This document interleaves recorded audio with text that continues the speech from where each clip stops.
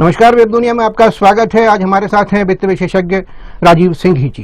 राजीव सिंघी जी से हम बात करेंगे बजट 2023-24 के बारे में। सिंघी जी, सबसे पहले तो एक चीज लोगों को आसान भाषा में समझाइए कि जो इनकम टैक्स की जो छूट दी गई है उसको किस तरह से समझा जा सकता है। हाँ, ये प्रश्न आपका बड़ा इंटरेस्टिंग है और ये कंफ्यूजन जो तथाकथित विशेषज्ञ भी होते हैं उन पर भी बना रहता है, उनको भी बना रहता है। देखिए, वित्त मंत्री जी ने आज ये घोषणा की है कि 7 लाख रुपए सालाना आय तक कोई टैक्स नहीं लगेगा। और दूसरी ओर ये बताया है कि 3 लाख के बाद में 3 से 6 लाख पर 5%, 3 से 6 लाख रुपए की सालाना आय पर 5% टैक्स लगेगा, 6 से 9 पर है 10%। तो ये कंफ्यूजन जो है वो किस तरह से है मैं आपको संक्षिप्त भाषा में, एक सरल भाषा में बताता हूँ।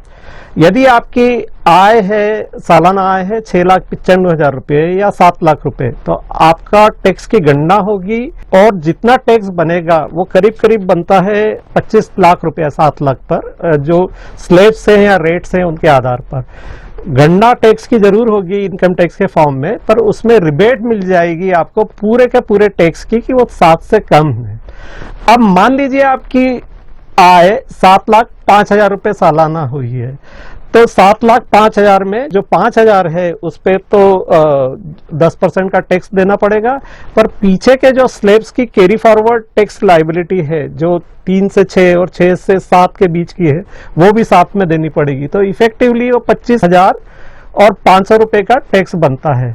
तो सामान्यतः ये जो किया गया है वित्त, या पहले भी किया था, पहले वो थ्रेशोल्ड लिमिट 5 लाख की थी, उसको बढ़ा के 7 करा गया था।